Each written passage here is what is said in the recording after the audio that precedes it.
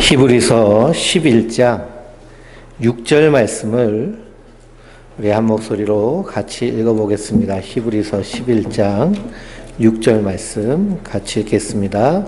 믿음이 없이는 하나님을 기쁘시게 하지 못하나니 하나님께 나아가는 자는 반드시 그가 계신 것과 또한 그가 자기를 찾는 자들에게 상 주시는 이심을 믿어야 할지니라. 아멘. 할렐루야. 하나님께서 주시는 은혜와 평강이 우리 성도님들 위해 늘 충만하시기를 주님의 이름으로 축원드립니다. 오늘 히브리서 11장에 믿음이 없이는 하나님을 기쁘시게 하지 못하나니 하나님께 나아가는 자는 반드시 그가 계신 것과 또한 그가 자기를 찾는 자들에게 상 주시는 이심을 믿어야 할지니라 라고 오늘 히브리서 기자가 말씀하고 있습니다. 믿음이 없이는 하나님을 기쁘시게 하지 못하는데요. 그 믿음은 어떤 믿음이냐? 구약의 원시적 믿음의 첫 시작이 하나님이 계시다라는 믿음입니다. 하나님이 계시다. 하나님의 존재에 대한 그런 믿음이 원시적 믿음의 시작입니다. 그래서 하나님이 계신 것을 알고 우리 인생은 어떤 것인가를 우리가 탐구해 가는 것이 사실은 우리 인간이 하나님께서 지으신 창조의 모습 가운데 가장 큰 모습입니다. 그래서 학문이 시작되는데요. 가장 먼저 시작된 학문이 무슨 학문이냐 하면 철학입니다. 그래서 고대 그리스에서부터 가장 먼저 시작된 학문, 탐구하기 시작한 것이 무엇이냐? 철학. 그 철학의 제1명제 나는 누구인가 하는 것이요. 나는 누구인가. 그래서 우리 인생은요. 여정이라고 얘기할 수 있습니다. 그래서 인생이 태어나서 탄생의 순간부터 그래서 유아기 그리고 청소년기 이런 성장기를 통해서 청년기, 장년기 그리고 노년기에 이르기까지 이 인생의 여정 가운데서 우리가 항상 잊지 말고 탐구해야 될 것은 무엇이냐면 나는 누구인가? 정말 잘 살고 있는가? 그리고 나의 삶의 이유와 목적은 무엇인가? 이것에 대한 끊임없는 고민과 고뇌가 없으면 그것은 무엇과 똑같을까요? 짐승하고 똑같습니다. 근데 하나님은요, 우리를요, 짐승하고 다르게 만든 하나님의 형상에 따라 만드는 그런 하나님의 사람들이 바로 우리 인생인 줄 믿습니다. 그래서 우리가 풍성한 삶으로의 초대, 요 교재를, 이건 이제 강의 내용이 담겨져 있는 것이고요. 그리고 이것은 강의 내용을 듣고 여기다가 이제 노트를 하고 메모를 하는 것입니다. 그래서 이것을 통해서 우리가 무엇을 해야 되느냐 하면 우리가 다 그리스도 안에서 믿는 믿음의 사람입니다. 그런데 교회에 대해서 그리고 하나님에 대해서 궁금증을 가지고 있는 사람들이 참 많아요. 그럼 그 사람들을 어떻게 대해야 되고 어떻게 복음을 전해야 되고 어떻게 제시해야 되는가 또 그 사람들을 어떻게 바라봐야 되는가. 그래서 이 책을 지은 김영국 목사님은 그 처음에 이제 가정교회처럼요 개척을 시작해가지고 그래서 1,500명 정도 모인 후에 그 교회를 5개로 분립을 했습니다. 분립을 하고 나눠서 그래서 건강한 교회 공동체로 그렇게 하게 되는데요. 그 시작점에서 다 전도를 하고 그리고 그 사람들에게 복음을 제시하고 하는 일을 통해서 이렇게 하나님 나라를 세워갔습니다. 그래서 이 복음에 대해서 그리고 하나님에 대해서 궁금해하는 사람들을 우리가 찾느니라고 말합니다. 찾느니. 이 김영국 목사님은 찾느니라고 말하거든요.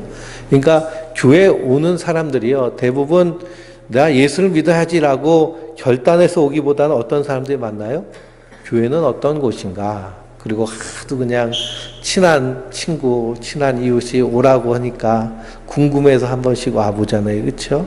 그것이 찾는입니다. 이렇게 찾아온 사람들, 그들을 어떻게 믿음으로 잘 인도하고 이끌어가느냐가 참 중요합니다.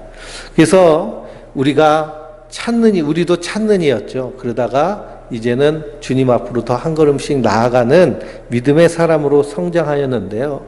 이 신앙의 여정 가운데서 우리가 복음을 증거한다라고 할 때 어떤 마음과 자세를 가져야 되느냐 하면 가이드와 같은 자세를 가져야 됩니다. 여행 가이드.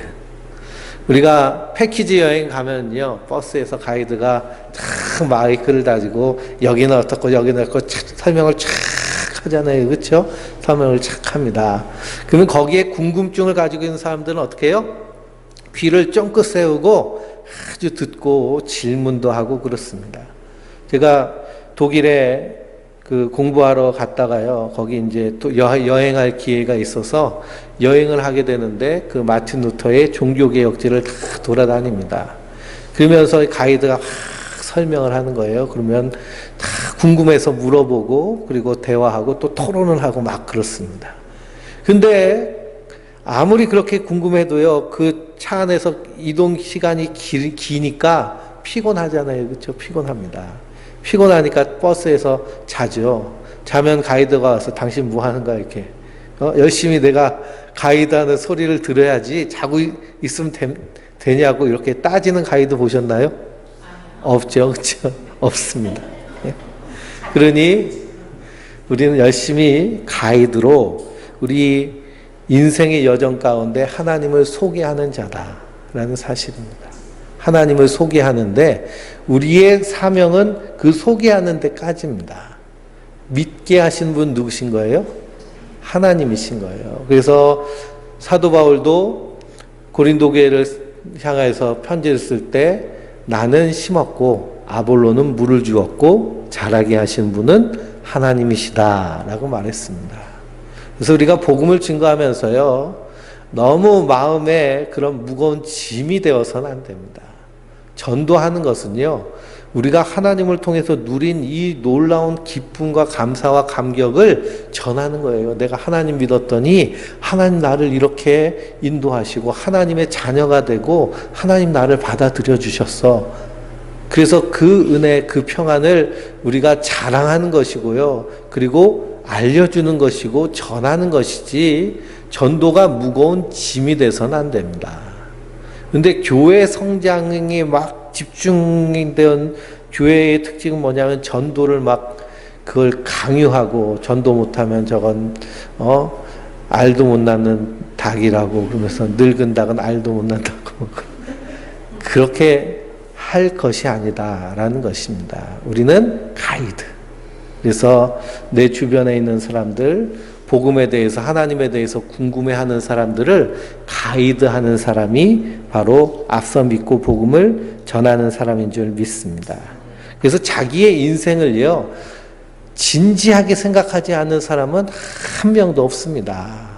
사람들 만날 때 그냥 가볍게 보이는 그런 사람도요, 내가 정말 잘 살고 있는가? 이렇게 사는 것이 맞는 것인가?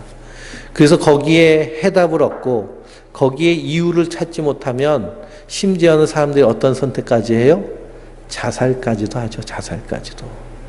그렇기 때문에 이런 하나님 우리에게 주신 생명이 하나님으로 말미암아 풍성해지는 것이 바로 복된 삶인 줄 믿습니다. 하나님 없는 인생이요, 뭐 돈이 많다고 건강하다고 무언가를 가졌다고 그것으로 풍족하여지지 않습니다. 그래서 예수님이 내가 온 것은 양으로 생명을 얻게 하고 그것을 풍성히 누리게 하려 함이니라 라고 말씀합니다. 그래서 우리가 예수를 믿는 것은요, 예수님 안에서 생명을 누리는 것입니다. 그 생명 어떤 생명인가요?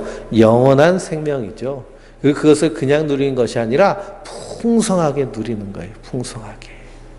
그래서 복음을 증거하는 사람은 여행을 가이드하는 가이드와 같습니다. 근데 그 여행의 출발점에서 사람마다 출발이 다릅니다. 신앙의 출발이 달라요. 그것을 세 가지 정도로 그렇게 나눠져 있는데요. 우리 워크북을 보시면 2번이 있습니다. 2번 기독교로 들어오는 세 가지 문. 그래서 일반적으로 기독교에 들어오는 문이 세 개가 있다고 하는데 그것이 무엇인가 제가 설명해 드리겠습니다. 첫째 문은 무엇이냐 하면 생활 양식으로 기독교를 접하는 경우가 있습니다. 생활 양식이란 뭐냐? 먼저 태어날 때부터요, 기독교인 사람이 있어요. 이걸 보세요. 이거를 보시고, 요 책이요? 예, 워크북. 예? 노란 책이요? 예, 노란 책. 예, 10페이지. 01의 2번. 예. 세 가지 문과 세 가지 장애물. 예. 오늘 말씀이요. 오늘이 세 가지 문과 세 가지 장애물입니다. 예. 부끄러워하지 마세요. 다 처음에는 다 낯설고요. 서툰 겁니다. 이 책 처음 보셨는데요. 뭐 저는 여러 번 봤지만. 그래서 세 가지 문과 세 가지 장애물 중에 세 가지 문, 기독교를 접하게 되는 세 가지 문이 있는데요. 첫째는 생활 양식. 그래서 제가 이제 설명해 드리는 것 책에도 있지만 한번 잘 요약을 하셔서 이걸 잘 하셔야 되는 이유가 뭐냐 하면 이걸 통해서 잘 우리가 이해하고 또 어떻게 해야 돼요? 예, 전해야 되고 또 가르치기도 해야 됩니다. 그러니까 잘 보시기 바랍니다. 먼저 태어날 때부터 기독교인인 사람이 있습니다. 태어날 때부터. 어떤 사람일까요? 저 같은 사람. 아버지가 목사니까. 예, 아버지가 목사님이면 그 아들은 어쩔 수밖에 없어요? 교회 나올 수밖에 없죠. 그렇죠? 장로님 자제들, 뭐 권사님 자제들. 태어날 때 보니까 엄마 아빠가 신앙생활을 열심히 하고 있어서 유치부 때부터 열심히 그냥 뱃속에서부터 열심히 다닌 케이스입니다. 케이스예요. 그러니 자신이 믿고 안 믿고를 떠나서 그냥 기독교적인 환경에서 자란 기독교인으로 살아갑니다. 이것을 모태신앙이라고 얘기해요. 모태신앙. 근데 모태신앙을요 또 뭐라고 놀리느냐 하면 못해신앙. 아무것도 못한다고 해서 모태신앙. 그냥 태어날 때부터 교회 다니는 것이 익숙해서 그냥 익숙하게 다니는 사람들. 근데 이 모태신앙은 이런 문화적인 것으로 기독교를 이렇게 접하게 됐지만 그 안에서 이 예수님이 내 삶에 무슨 이유가 있는가를 찾지 못하면 어떻게 될까요? 대개 교회를 떠납니다. 떠나요. 그래서 제가 인천에도 있고 이렇게 부교육자 생활도 하고 전도사 생활도 많이 했는데요. 아이들이 이제 사춘기 때부터요. 사춘기 때 반항하기 시작하죠. 그렇죠? 반항하면서 어떤 특징이 일어나냐 하면은 교회를 떠납니다. 교회를 떠나요. 이것이 뭐 엄마 아빠가 그래도 중고등학교 때까지는 교회 안 오면 용돈 안 주고 교회 오면은 예쁘다고 하고 교회 안 오면 이 새끼 그러니까 예? 그냥 그걸 모면하기 위해서 교회를 다니는데 청년이 되면은 교회를 떠나버리는 것이 그냥 모태신앙들의 특징입니다. 그러니까 문화적으로만 받아들인 거예요. 문화적으로만. 그래서 세 가지 문인데 이 생활 양식으로 받아들이는 것. 그리고 두 번째는 경험, 체험, 위기를 통해서 기독교를 접하게 됩니다. 그래서 어떤 사람은 인생의 위기나 어떠한 특별한 경험을 통해서 하나님을 알아가기도 합니다.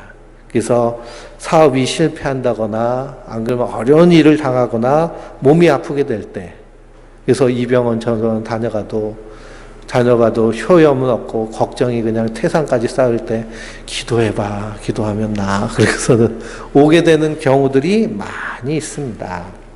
그래서 하나님을 찾게 되죠. 그래서 이런 분들은 자신의 한계를 경험하거나 인생의 고통을 경험하면서 진지한 질문을 던집니다. 정말 산다는 게 뭔가? 의미 있는 것이 무엇인가? 그래서 이런 실존적인 경험과 또 무관하게 신비한 체험을 통해서 또 기독교를 접하는 사람이 있습니다. 그래서 꿈에 하나님 나타나서 너 교회 와라. 제가 주보에 한국 교회 이야기 이렇게 이렇게 나온 게 있잖아요. 이야기 이렇게 거기 보면 그 길선주 목사님 같은 분은 도인이에요. 도인. 도 닦으시는 분. 지리산에서도 닦고 저기 금강산에서 백두산에서 돛 닦는 분이신데, 예? 돛 닦는 분이신데 어느 날 꿈속에서 예수를 믿어라 라는 그런 음성을 듣고, 예? 그런 신비한 체험을 통해서, 그런 체험을 통해서 실제로 신앙을 접하신 분들이 많이 있습니다. 제가 섬에서 목회할 때도 저희 장로님이 계셨는데요. 그 장로님은 심장이 약하셔서 심장 수술을 받으셨어요. 그때 이제 집사님 때인데, 교회는 아버님이 장로님이시니까 교회는 이제 열심히 다녔는데 그런 극적인 체험이 없었는데요. 그런데 심장 수술하고서는 누워 있는데 자기 영혼이 몸에서 빠져나왔어요. 몸에서 빠져나와가지고 보니까 천사랑 마귀가 둘이서 싸우는 겁니다. 서로 데려가려고.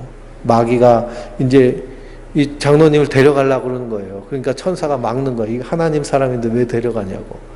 그러다가 깼어요. 그리고선 그 경험 때문에 얼마나 신앙생활을 깊이 하는지 모릅니다. 그래서 이런 특별한 경험, 체험, 위기를 통해서 하나님을 알아가기 시작합니다. 하나님을 알아가기 시작해요. 그리고 세 번째, 이제 기독교를 접하게 되는 것이 무엇이냐 하면, 이런 두 가지가 없음에도 불구하고, 사는 게 뭐지? 내가 잘 사는 건가? 하면서 절에도 가보고, 그리고 무당한테도 가보고, 그리고 교회도 가보다가, 그래도 교회가 제일 나은 것 같네. 그러면서 시작하게 되는 사람들이 있습니다. 산다는 것이 무엇인가? 그런 지적인 그런 질문, 거기에 해답을 찾기 위해서 찾아오는 거예요. 찾아오는 것. 그런데 중요한 것은 어느 문으로 들어왔던지 이것이 다 경험돼야만 신앙인으로 성장하게 되는 것입니다.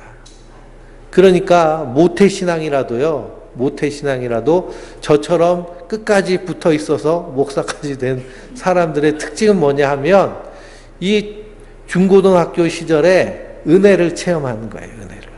저는 고등학교 1학년 겨울 수련회를 갔는데요. 겨울 수련회 가가지고 기도를 하는 거예요. 기도하는데 전도사님이 설교를 했는데 무슨 설교를 했는지는 하나도 기억이 안 나고요. 제가 생각해봐도 우리 전도사님들 설교를 참 엉터리로 했구나라는 생각뿐이 안 드는데요. 그런데 기도를 하는데 그때 하나님이 나를 사랑하신다라고 하는, 예수님이 나를 사랑하신다고 하는 그런 그 인격적인 만남이 있었어요. 그래서 기도하는데 내 안에서 죄가 회개되고, 그리고 나를 사랑하시는 하나님의 그 사랑이 느껴지고 믿어지는 거예요. 그러면서 방언도 하고, 그리고 눈물도 그냥 말할 수 없이 흘리는 그런 눈물도 흘리고, 그러면서 은혜를 체험했어요. 그리고 나서 이제 내가 하나님을 만나는 경험을 하게 된 거죠. 그러니 모태신앙으로만 쭉 자란다고 해서 신앙이 절대 그렇지 않습니다. 하나님을 만나는 체험이 있어야 돼요. 근데 하나님을 만났으면, 이런 체험이 있었으면 지적으로 하나님이 어떤 분이신가를 분명히 알아야 됩니다. 그래서 성경을 읽고 하나님이 어떠신 분이신가 공부를 하면서 하나님을 알아가는 거죠. 이 세 개가 하나가 될 때 신앙인으로 성장하게 되어지는 줄 믿습니다. 그러니까 우리가 어떤 문으로 왔던지 이 세 가지가, 그리고 이 세 가지가요, 한 번만 되어져서는 안 되고요, 계속해서 되어져야 됩니다. 그러니까 삶이 신앙으로 되어져야 되고, 그리고 우리의 삶의 순간순간 주시는 하나님의 은혜를 우리가 체험해야 돼요. 그래서 제가 그런 고등학교 1학년 때 그런 하나님의 은혜를 체험을 했는데요. 대학교 신학교 들어가서 그 3월 추운 용인의 학교가 있었는데, 거기 겨울에 되게 추워요. 3월달, 5월달까지 파카를 입고 다녀서, 저도 5월달까지 오리털 파카를 입고 5월달에 저희 선배랑 전철 타고선 집에 오는데요. 다른 사람들은 다 반팔 입고 있는데 전 파카를 입을 정도로. 근데 그때 그 마을 아래에 있는, 학교 밑에 있는 그런 지하에 있는 개척교회가 있었는데요. 거기 가서 이제 같이 선배들하고 가서 새벽 기도를 했습니다. 새벽 기도를 하는데 고등학교 1학년 때 경험한 그 은혜를 똑같이 경험했어요. 그 하나님을 똑같이 만나고, 그리고 또 제가 박사학위 공부를 하려고 이제 미국에서 공부를 하는데 기숙사에서 찬양 들으면서 찬양을 부르면서 이제 공부한 것을 이렇게 메모하고 있는데 그때 똑같은 경험을 하고 하는 이런 여러 변의 경험을 통해서 계속하여서 갱신되는 것입니다. 그리고 그것뿐만 아니라 저는 이제 목사니까 성경 공부를 더 많이 하겠죠. 우리 성도님들보다 성경을 더 많이 읽고 공부를 하는데요. 그런 공부하는 과정 가운데서 하나님을 더 지적으로 깊이 알아가게 되면서 더 견고하게 되는 것입니다. 근데 이 세 가지가요, 따로 놀아서는 안 돼요. 반드시 하나가 돼야 됩니다. 그러니 삶이 모태신앙으로 기독교를 받아들였다 해도 체험이 있어야 되고 그리고 하나님을 아는 지적 탐구가 있어야 됩니다. 또 다른 문으로 들어왔어도 어떤 체험을 통해서 들어왔어도 어떤 일을 통해서 들어왔어도 거기서 생활이 기독교화 돼야 되고 신앙화 돼야 되고 그리고 지적으로 하나님을 알아가는 것이죠. 하나님을 알기 위해서 시작했다라고 해도 삶이 기독교적으로 바뀌어야 되고 신앙적으로 바뀌어야 되고 그리고 그 안에서 역사하신 하나님을 만나야 될 줄 믿습니다. 그래서 하나님은요, 우리의 삶의 순간순간마다 다 그 만남을 예비하시고 보여주고 계세요. 그래서 하나님은 꼭 숨바꼭질 하시는 분 같아요. 숨바꼭질. 제가 이 원주에 개척을 하게 되는 그런 여러 가지 일들이 되어지는 것을 보면요, 마치 우리는 원하지 않는데요, 하나님이 착착착착착착착 풀어가게 하시는 그런 톱니같이 같이 맞춰서 돌아가게 하시는 그런 하나님의 도우심이 있었습니다. 그래서 평생 저 인천 부천에서 살던 사람들이 거기에 정을 뚝 뛰게 하시고 생전 와보지도 않은 원주에 여행조차도 안 왔어요. 원주는 춘천에 갔어도 원주는 안 갔습니다. 춘천에는 닭갈비라도 있는데 원주엔 뭐가 있나. 그래서 원주에 이사를 온다고 그러니까요. 이사를 온다니까 막 의견이 분분했습니다. 그런데 그 전에 있던 교회 또 다른 장로님 한 분이 치악산에 가서 살겠다는데 뭐 그렇게 태클을 거냐 뭐 그런 분들도 계셨어요. 네. 그래서 원주에 치악산이 있는 것도 원주에서 살면서 알았죠. 그 전에 치악산을 들어봤어도 가보지도 않고. 네. 네. 그런데 정말 고속도로를 지나가면서 저기 아파트가 있다라고 소리치신 분이 계시잖아요. 그렇죠? 그리고 우리가 프루지오 아파트에 사는데 저기 프루지오를 짓고 있네 해가지고 또 가봤더니요. 거기 공인중개사 딱 한 대 문을 열고 있었어요. 거기 갔더니요, 저기 어떤 분이요 막 말을 하는데 얼마나 재밌게 하시는지 홀라당 넘어가가지고. 근데 그때 처음 마디가요. 이렇게 저희 이 하나님이 다 하시는데요. 하나님은 어디 가도 안 보이네요. 예. 그래서 하여튼 하나님이 자리가 없어가지고. 그렇게 하는 모든 과정을 보면 이건 하나님이 하신 거지 우리가 한 게 아니다라고 인정할 수밖에 없는. 그래서 우리가 신앙의 길을 걸어갈 때요, 순간순간 하나님께서 개입하시는 그런 개입이 있습니다. 하나님 일하시는 것.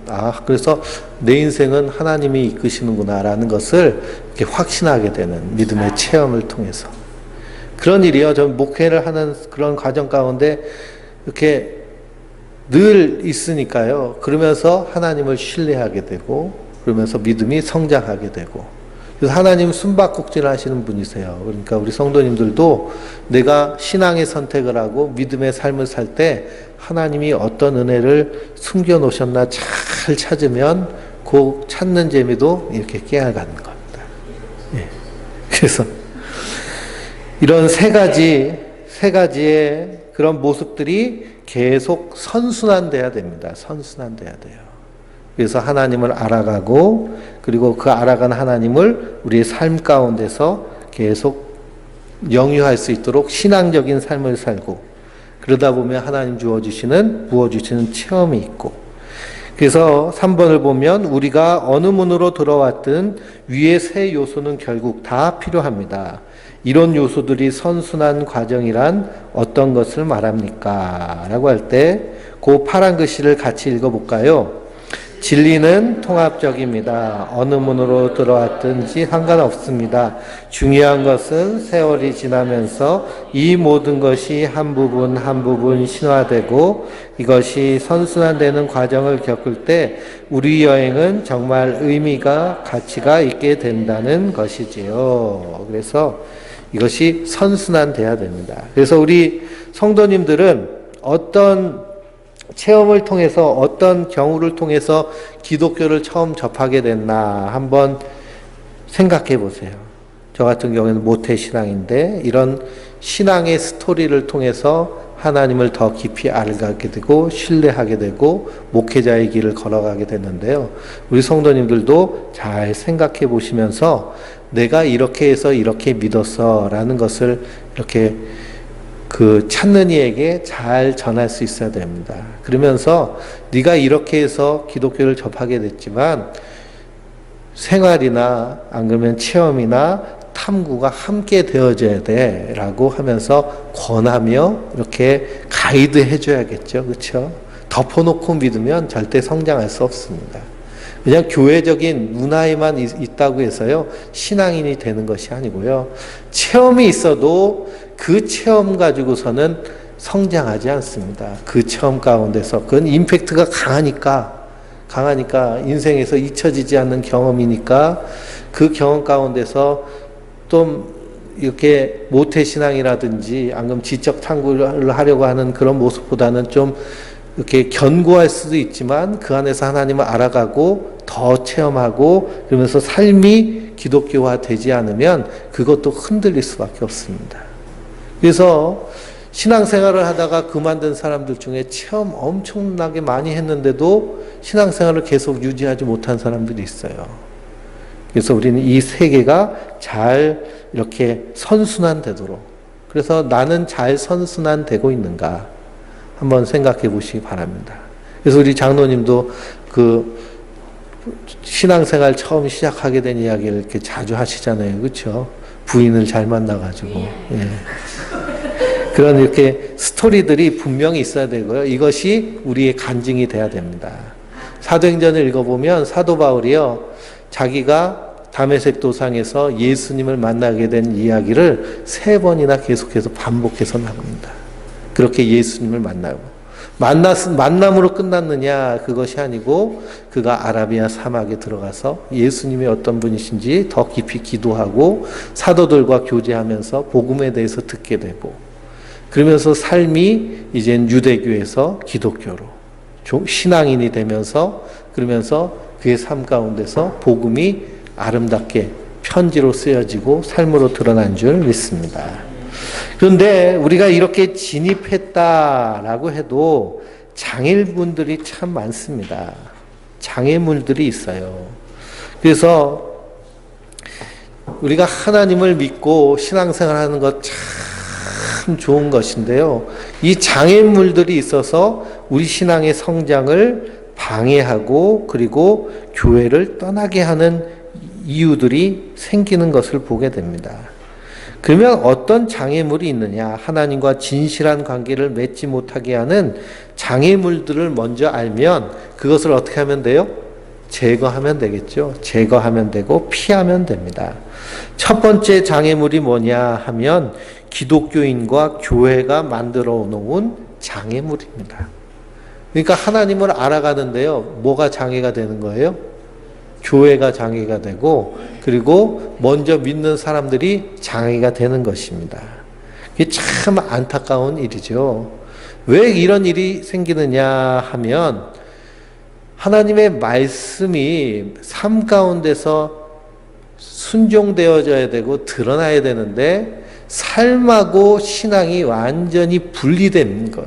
이걸 뭐라 그래요? 위선이라고 하죠. 위선자. 밖에서는 남들에게 잘하는데 집에서는 자식들한테 막 하고 하면 자식들이 아버지를 뭐라 그래요? 위선자라고 그러잖아요. 위선자. 신앙생활도 이런 위선적인 모습을 행하면 주변에 있는 사람은 다 봅니다. 특히 자녀들이 보죠. 자녀들이 교회에서는 아버지가 장로님이랑 기도하고 그러는데 집에서는 막 개판을 치면 그러면 자녀들이요. 우리 아버지는 위선자다. 이건 기독교는 가짜다. 그래서 리차드 도킨슨이라는 이 사람은요, 무신론자입니다. 그러면서 책을 썼는데요, 만들어진 신이라는 책을 썼어요. 그러면서 신은 가짜다. 신은 없다. 그러면서 영국 런던에 가면 2층 버스들이 막 다니거든요. 2층 버스들 다니는데 거기다가 신은 죽었다. 신은 없다. 라고 하면서 광고를 할 정도로 이렇게 무신론자 계통에서는 아주 선두주자입니다. 과학자인데요. 근데 이 사람이 신이 없는 가장 큰 증거는 저 기독교인들이다 라고 얘기합니다. 왜 그러냐? 기독교인들이 하나님 믿는다고 하면서요, 실제 삶을 보면 하나님을 믿는 삶이 아니라는 거예요. 그러니 이런 위선적인 모습이 우리가 이 찾는 이들이 하나님을 만나게 하는데 방해가 되는 것이고 장애가 되는 것입니다. 그리고 요즘 신문이나 뉴스를 보면은 교회가 잘못된 일들을 많이 하죠. 그것 때문에 언론이 규탄을 하고, 그리고 방송을 하면 사람들 선입 가운데 아우 교회는 저건 왜 저래 그러면서 선입견을 갖게 되는 것입니다. 그리고 우리가 복음을 증거하는데요, 난 기독교, 불교는 가도 기독교는 안 가, 그렇게 얘기하는 사람들 많잖아요. 그렇죠? 그리고 우리가 그들을 향하여서 어떤 태도를 보여야 되느냐 하면, 이제 우리가 그 사람들이 아니지만 그래도 그 사람에게 우리가 사과할 수 있는, 그래 미안하다, 기독교인인 우리가 더 잘해야 되는데 잘못한 모습이 많구나. 그렇지만 그 모습이 전부가 아니다라는 것을 알려줘야 됩니다. 그래서 그런 잘못된 교회, 잘못된 신앙인도 있지만 진실한 신앙인, 그리고 말씀대로 아름답게 성장하는 교회와 공동체가 있다라는 것도 분명히 알려져야 됩니다. 그래서 이런 기독교의 또 좀 배타적인 모습이 있죠. 예수 천당 불신지옥 하면서. 저도 어느 날 길을 걸어가는데요, 예수 천당 불신지옥 하면서 이 예수 전도 협회거든요.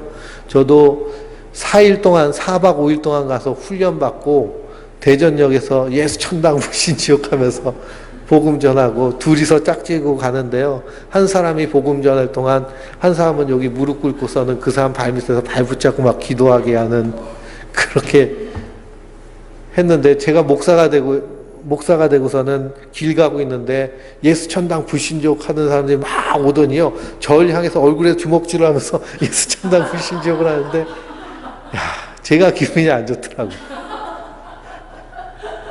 그러니까 우리가 복음을 증거할 때 이런 배타적인 태도, 그리고 내가 구원받은, 그래 너는 지옥 갈 그런 자세는요, 신앙인의 바른 자세가 아닌 것입니다. 우리는 그냥 가이드로 하나님을 알려주고, 하나님 이러신 분이야, 나는 이런 하나님을 이렇게 경험했어 라고 보이는 것이 그렇게 아름다운 신앙의 모습입니다. 그래서 영국 속담 중에요, 이런 속담이 있대요. 목욕물과 함께 아이를 버리지 말라라는 속담이 있습니다.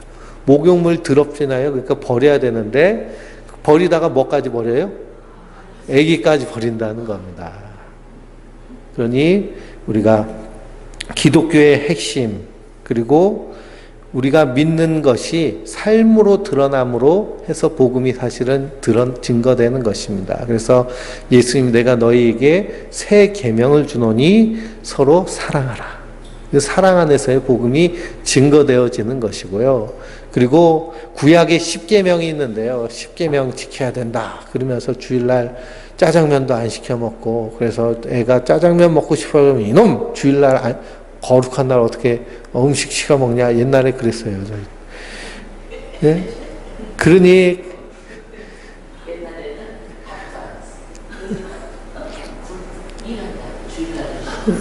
그 완전히 이제 율법적인 신앙이죠. 율법적인 신앙.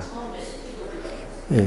그래서 말씀에 순종한다라는 것은요, 순종할 말씀은 사랑뿐이 없어요, 사랑.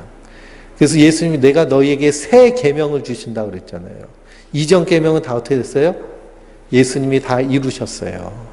그래서 우리에게 주신 새 계명, 사랑하다.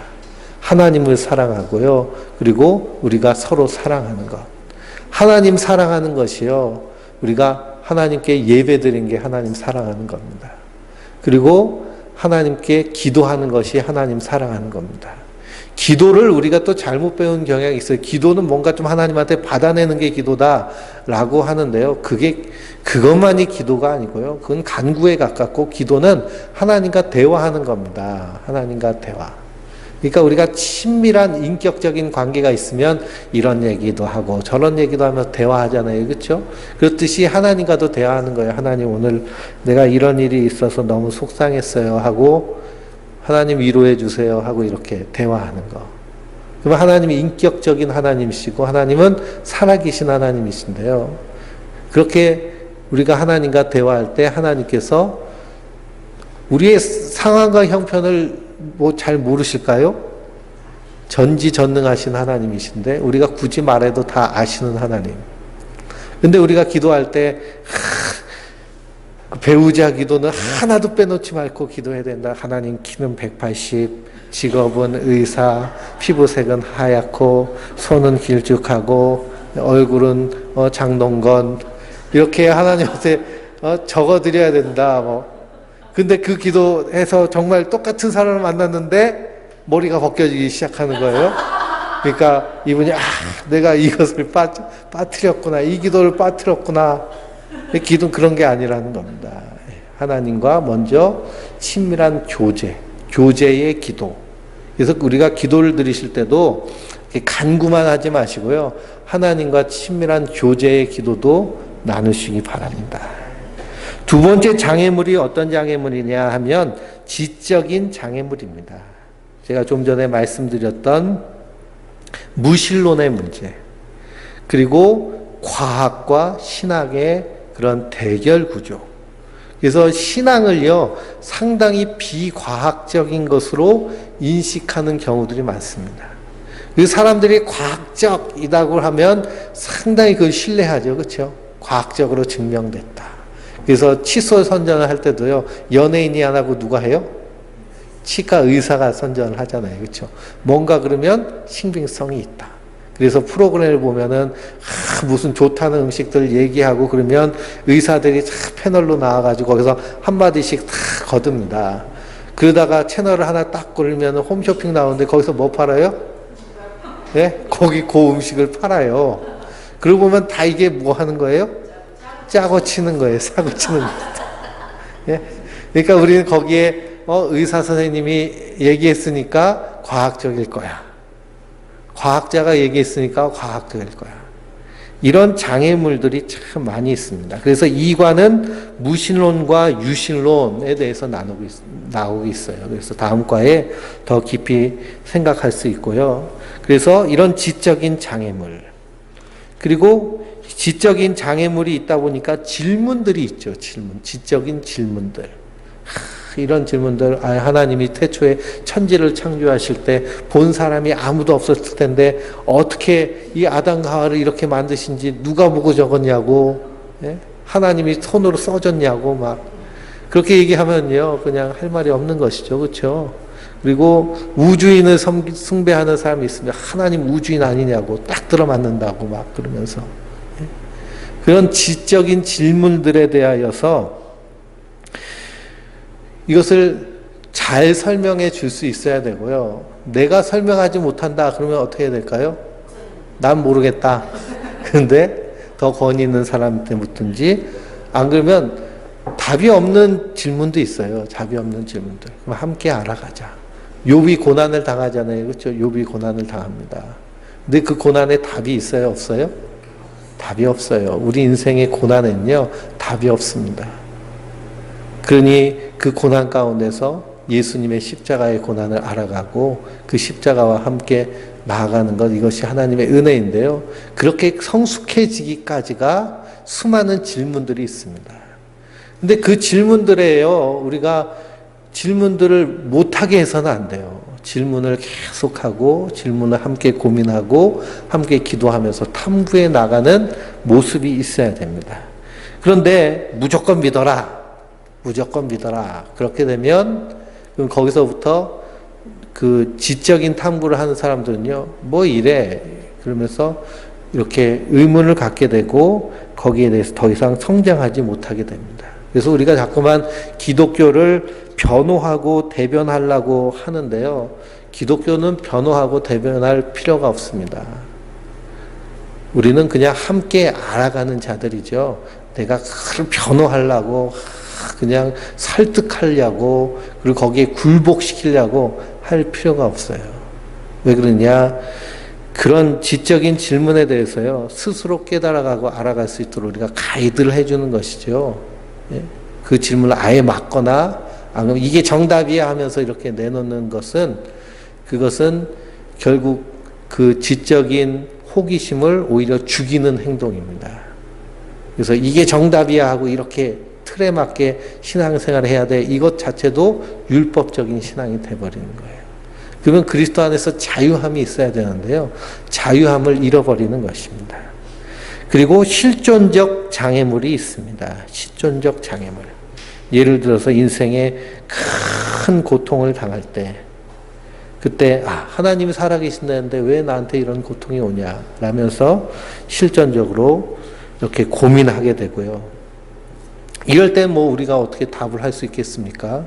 그러니까 함께 옆에서 위로해주고 그리고 함께 기도해주고 함께 고통을 나눠주는 모습으로 이렇게 성장해 나가는 것이 아름다운 모습입니다. 그래서 이 하나님께로 나아가는데요. 이런 장애물들이 있습니다. 장애물. 그래서 이 장애물들을 우리가 지혜롭게 헤쳐나갈 수 있도록. 그래서 프랜시스 셰퍼라는 기독교 변증학자는요. 신학자인데요. 솔직한 질문을 하면 솔직한 답변을 받을 수 있다라고 얘기합니다. 그래서 우리가 항상 질문 듣는 것, 질문하는 것에 두려워해서는 안 됩니다. 우리 성도님들도 궁금한 것이 있으면요. 그러면 바로바로 질문을 하고요. 그래서 거기서 답을 얻고 그리고 거기서 뭔가 좀 지적인 해소가 돼야죠. 그걸 머릿속에 담고 있다가 까먹었네 하고 그냥 끝내버리고 그러면 하나님 알아가는 것이 점점 이렇게 멀어지는 겁니다. 그래서 궁금한 점이 있으면 요즘은 시대가 얼마나 좋아요. 카톡만 보내도 되니까. 카톡 보내면 성실하게 답해드리겠습니다. 그리고 함께 알아가는 것이 우리 신앙입니다. 그래서 우리는 하나님을 함께 알아가도록 돕는 가이드의 모습인 것을 꼭 기억하시기 바랍니다. 나눔을 위한 질문이 있습니다. 나눔을 위한 질문. 진지한 구도의 출발점은 저마다 다르지만 당신의 경우 어떤 문을 통해서 들어왔는지 또 지금 어떤 과정에 있는지 당신의 삶에서 어떤 순환이 이루어지고 있는지 나누어 봅시다. 한번 간단하게 적어 보세요.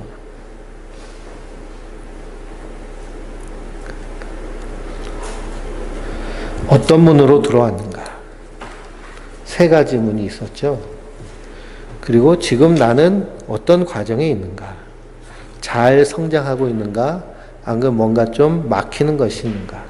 그 막히는 것이 무엇인가? 그래서 그 막히는 것이 기도 제목이 된다면 그러면 목회자에게 이렇게 알리고요. 함께 기도해서 이겨내게 됩니다. 혼자서 그냥 마음에 담고 있다가 이 길이 아닌가벼 하고서는 떠나게 되는 불상사가 있게 되니까요. 또 내가 복음을 증거한, 전도한 사람이 있으면 그 사람에 대해서도 항상 이렇게 신앙을 체크해 봐야 됩니다. 우리가 그 건강검진하면서 건강 체크하잖아요. 그렇죠? 2년에 한 번씩 건강보험에서 해주는데요. 그러면 내가 지금 상황이 어떤가를 이렇게 체크하는 것처럼 우리 신앙도 내가 잘 성장하고 있는가, 잘하고 있는가를 체크해야 됩니다. 그 다음 6번입니다. 당신이 하나님을 알아가는 과정을 가로막고 있는 장애물이 있습니까? 그렇다면 그 장애물은 무엇입니까? 남편이라고 했어요. 그래서 사람일 수도 있고요. 어떤 지적인 질문일 수도 있고 실존적인 문제일 수도 있습니다. 근데 하나님은요, 그 막힌 장애물 혹은 걸림돌을 통해서 그것을 오히려 디딤돌로 삼으신 분이 하나님이세요. 그래서 내 장애물이 무엇인가, 기도 제목이 분명한 기도 제목이 되는 것입니다. 마지막 7번, 묻지 말고 믿기만 해라 라는 말과 솔직한 질문을 하면 솔직한 답변이 주어진다라고 하는 프란시스 셰퍼의 말을 비교해보고 당신의 생각을 말해보십시오. 그리고 지금 당신이 진리를 향해 가는 여정에서 마음에 품고 있는 진지한 질문이 무엇입니까? 진지한 질문. 우리가 묻지 말고 덮어놓고 믿어야 될까요? 질문하면서 믿어야 될까요? 우린 좀 복잡한, 생각이 복잡한 거 있으면 에이 몰라 그러면서 덮어버리잖아요. 그렇죠? 근데 그런 모습으로 신앙생활을 하면 우리가 성장이 더디고, 그리고 하나님 아는 데는 우리가 머리가 써야 됩니다. 그때 성령께서 지혜의 계시의 영으로 충만케 해주실 줄 믿습니다. 자, 그 뒷장을 보시면요, 파란 글씨가 있는데 이 글씨를 읽고 마치겠습니다. 무조건 믿어라고 말하는 것은 지적 태만이며 나아가 지적 폭력입니다. 이런 자세 때문에 많은 사람이 근본 진리에 대하여 고민도 해보기 전에 아예 포기해 버립니다. 인생 여정의 나침판이 될 수 있는 그런 진리를 찾으려 한다면 우리 질문은 언제나 타당합니다.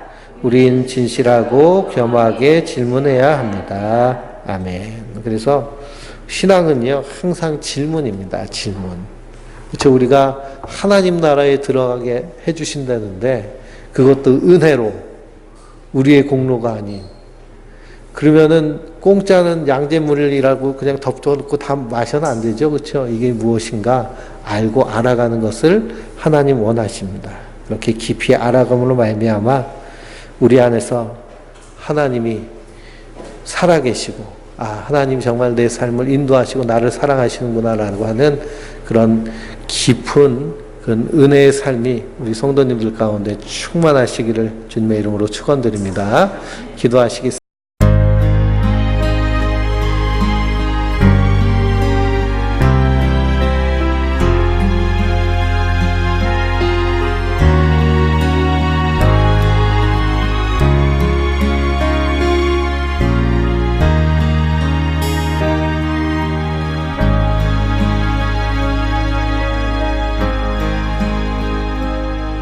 어둠 속 헤매이던 내 영혼 갈 길 몰라 방황할 때에 주의 십자가 영광의 그 빛이 나를 향해 비추어 주셨네. 주홍빛보다 더 붉은 내 죄 그리스도의 피로 씻기어 완전한 사랑 주님의 은혜로 새 생명 주께 얻었네.